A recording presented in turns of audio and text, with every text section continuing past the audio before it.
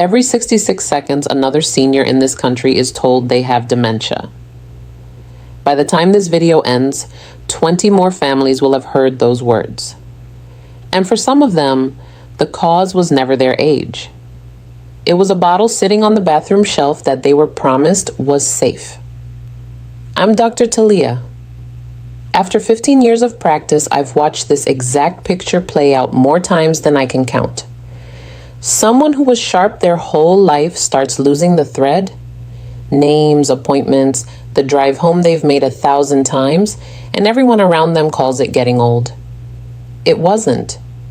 It was a medication. One almost nobody thinks to question because a doctor prescribed it and a pharmacy filled it. Here is what the newer research keeps showing. One ordinary everyday class of drug can pull your memory and your learning down hard inside a single year. And most people taking it have no idea it is happening. Today I am walking you through the 9 medications most closely tied to rapid memory loss.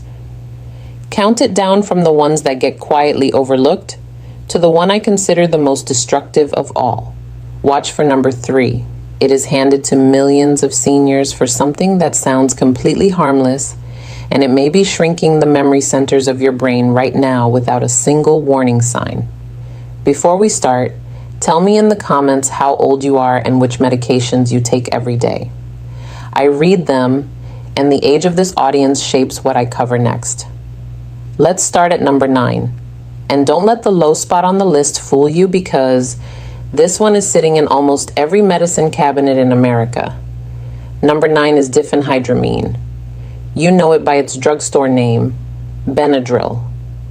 It is the little pink pill people reach for to fall asleep, to calm an allergy, or to take the edge off a cold. It costs a few dollars. It sits on an open shelf, and most people assume that because nobody needs a prescription for it, it must be gentle. Inside your brain, it is doing something very different. Benadryl belongs to a group of drugs called anticholinergics. That is a long word for a simple idea.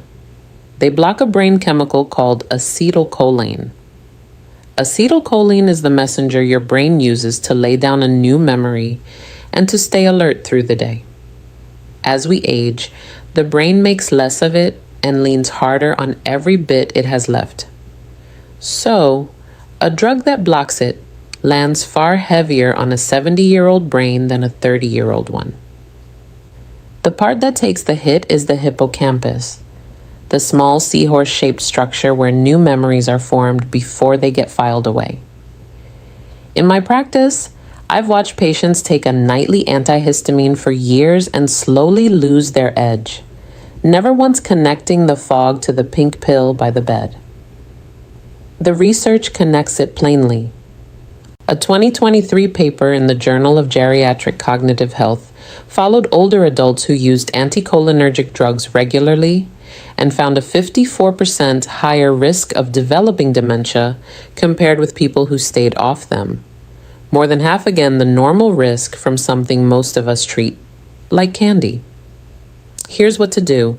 Read the label on anything you take to sleep and anything marked PM, nighttime, or allergy relief, because those are very often just Benadryl wearing a different name. If you take it for allergies, there are newer antihistamines like loratadine, sold as Claritin, that do not cross into the brain the way Benadryl does and are far safer for the long haul. Never stop a medication on your own. Bring it to your doctor. But stop assuming that over-the-counter means safe for your memory. That is number 9. Number 8 is one your stomach loves and your brain quietly pays for. Number 8 is the proton pump inhibitors. The big names are omeprazole, sold as Prilosec, and esomeprazole, sold as Nexium. These shut down acid production in the stomach, and they get handed out for heartburn, reflux, and that burning feeling after meals. People stay on them for years, sometimes decades, because the moment they stop, the symptoms come roaring back. So it feels like the drug is the only thing holding the line. Here's the part almost nobody hears at the pharmacy counter. Your stomach needs acid to pull certain nutrients out of your food, and chief among them is vitamin B12, which protects the wiring of your nerves and your brain. Turn the acid down far enough, long enough, and your B12 quietly drops. So do magnesium and calcium, two minerals your brain cells depend on to fire and signal cleanly. Starve the neurons of those, and you get misfires, confusion, and memory slips that look exactly like early Alzheimer's when the real cause is a nutrient your medication has been blocking all along. In 2016, a large study in JAMA Neurology examined more than 73,000 people, age 75 and older. Regular PPI users had a 44% higher risk of dementia than people who did not take them. And the trouble runs deeper than nutrients because PPIs have also been shown to raise levels of amyloid beta in the brain, the sticky protein that builds up in Alzheimer's disease. So, here is the move. If you take a PPI every single day, that is the conversation to have with your doctor. Many people can taper down onto a gentler class called H2 blockers, like famotidine sold as Pepcid, which is far less likely to affect your thinking. Chewing glycyrrhizinate licorice, a natural compound that coats and calms the stomach lining, can ease symptoms with no cost to the brain at all. The goal is the lowest dose for the shortest time, not a pill you take forever out of habit. Number 7 is prescribed for a problem most people would rather not talk about. Number 7 is the bladder drugs, and the one to know by name is oxybutynin, sold as Ditropan. It is given to seniors who deal with a sudden, urgent to get to the bathroom, the kind of overactive bladder that can reshape a whole day. The relief is real, and the embarrassment it spares people is real too. But oxybutynin works by blocking acetylcholine, the same memory chemical Benadryl blocks, and this one slips across into the brain very easily and parks itself right where memories are made. That makes it one of the more dangerous ones on this list for an older adult, especially when taken month after month, year after year. In 2019, the British Medical Journal published the study of people over 65 who took strong anticholinergic drugs like oxybutynin for more than a year. Their risk of dementia was 49% higher, close to 1 in 2. And here is what troubles me most. Almost none of them were warned. They were told a pill would calm the bladder. Nobody mentioned it might be dimming the mind at the same time. The fog gets blamed on age. People describe forgetting appointments, losing their keys 10 times a day, dropping the thread of a simple conversation. And everyone around them nods and says, "Well, you're getting older." It is rarely traced back to the prescription until real ground has already been lost. If you take oxybutynin and you have noticed your memory slipping, take that seriously because you do not have to choose between your bladder and your brain. Newer drugs like mirabegron, sold as Myrbetriq, work through a completely different pathway and do not block acetylcholine at all. For most older adults, they provide the same control with far less risk to thinking. Bring it up at your next visit. Number 6 might be the most surprising one here because it is one of the most prescribed drugs on earth. Number 6 is statins. Simvastatin and atorvastatin, sold as Zocor and Lipitor, are among the most prescribed medicines in the world, especially after age 60. And they do an important job lowering cholesterol and reducing the risk of heart attacks and strokes. Statins belong in a lot of people's lives, and this is not a case against them. What follows is the half of the story that usually gets left out. Cholesterol does far more than affect your heart. Your brain is close to 60% fat, and it uses cholesterol to build the myelin sheath, the insulation wrapped around every nerve so signals travel fast and clean. Lower cholesterol hard enough with a strong enough statin, and you can leave the brain short of a raw material it actually needs. The statins that cause the most trouble are the ones that cross easily into brain tissue. In 2023, a study published in Frontiers in Aging Neuroscience found that adults over 70 who had been on statins for more than 3 years had a 26% higher rate of mild cognitive impairment. And the higher the dose, the steeper the decline. Some patients described frightening blanks, a familiar name gone, a conversation they had just finished erased, a route they had driven for 20 years suddenly unfamiliar. The important thing to understand is that not every statin affects the brain the same way. Pravastatin and rosuvastatin do not cross into brain tissue as readily and are generally considered safer choices when it comes to preserving cognitive function. So, if you have been on a statin for years and you are noticing fog, forgetfulness, or confusion creeping in, that is a real conversation to have with your doctor about a lower dose or a switch. It is not a reason to quietly stop a medication that may be protecting your heart. Get the plan right with professional guidance, never on your own. Quick pause. If this is helping connect the dots for you, take 1 second and tap that like button. It genuinely helps this information reach more seniors who need to hear it.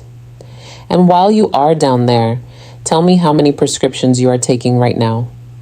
I read every comment. All right, back to the countdown, number 5. Number 5 is the benzodiazepines. Lorazepam, sold as Ativan. Diazepam, sold as Valium. Alprazolam, sold as Xanax. These are among the most commonly prescribed drugs in America for anxiety and sleep problems. They work by boosting GABA, the brain's natural calming signal that turns down an overactive nervous system. At first, they can feel like a rescue. The panic eases, the racing thoughts slow down, sleep finally comes. But over time, the picture begins to change. A 2022 study published in the British Medical Journal followed more than 8,000 seniors for 6 years and found that those who used benzodiazepines for longer than 3 months had a 51% higher risk of developing Alzheimer's disease.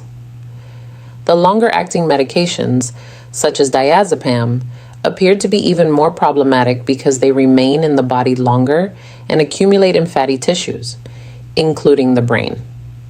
What these medications do is create a slow chemical sedation of the entire brain. Learning becomes slower. Mental flexibility decreases. Many people describe a sense of emotional flatness, as if they are moving through a fog and no longer feel entirely like themselves. The cruelest part is the exit. If a benzodiazepine is stopped abruptly, anxiety and insomnia often return with even greater intensity, accompanied by agitation that can become genuinely dangerous. That makes the medication feel indispensable at precisely the moment it may be causing the greatest harm. So here is the rule, and it matters. If you've been taking a benzodiazepine for more than a few weeks, do not stop suddenly, because doing so can be life-threatening. Work closely with your doctor to taper the medication gradually over weeks or even months. There are gentler alternatives. Buspirone, for example, can help with anxiety without causing sedation or mental clouding. There are also specialized forms of talk therapy designed for insomnia and anxiety that can restore calm without the cognitive cost. Now let's move to number 4.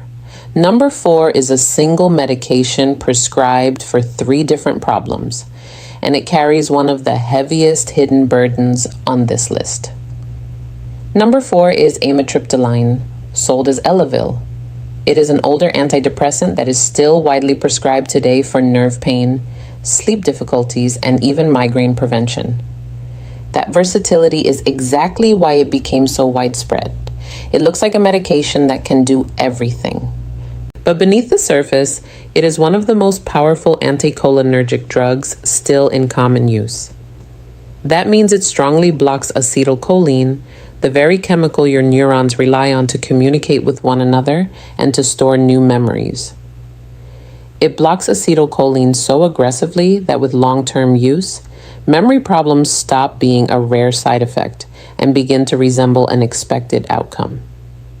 In 2015, a large study published in JAMA Internal Medicine followed more than 3,400 adults aged 65 and older.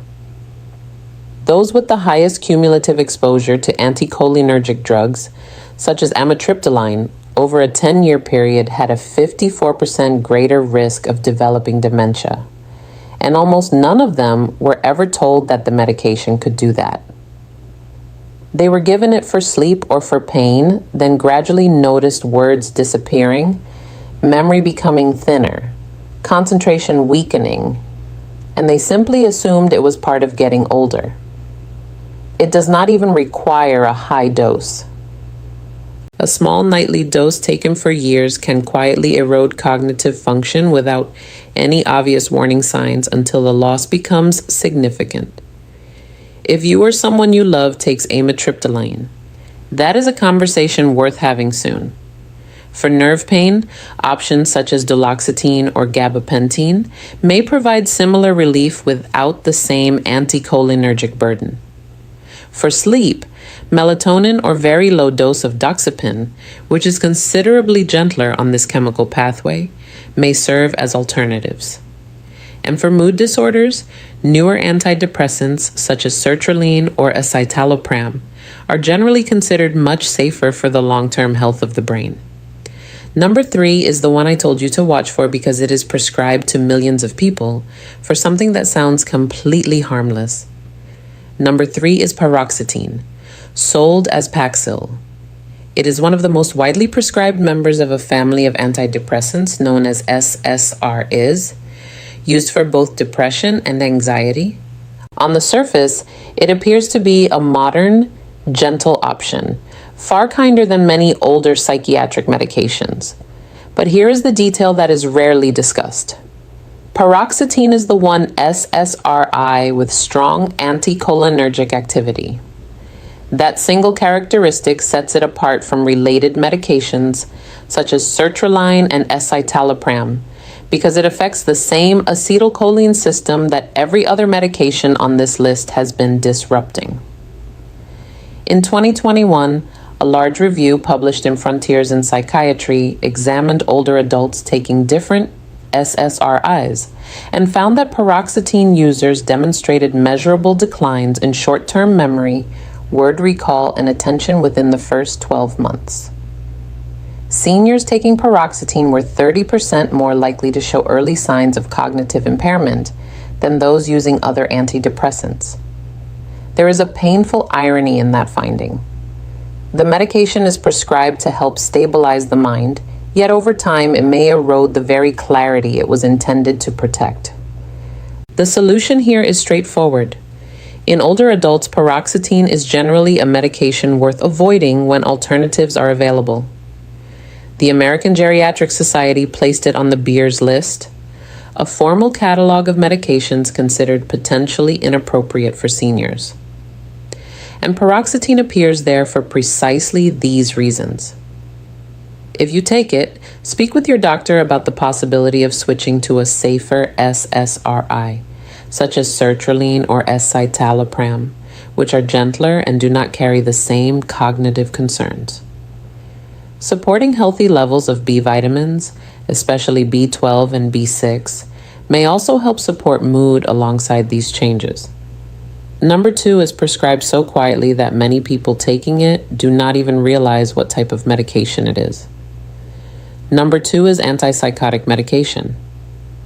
And this one concerns me deeply because many individuals taking these drugs never knowingly agreed to take an antipsychotic.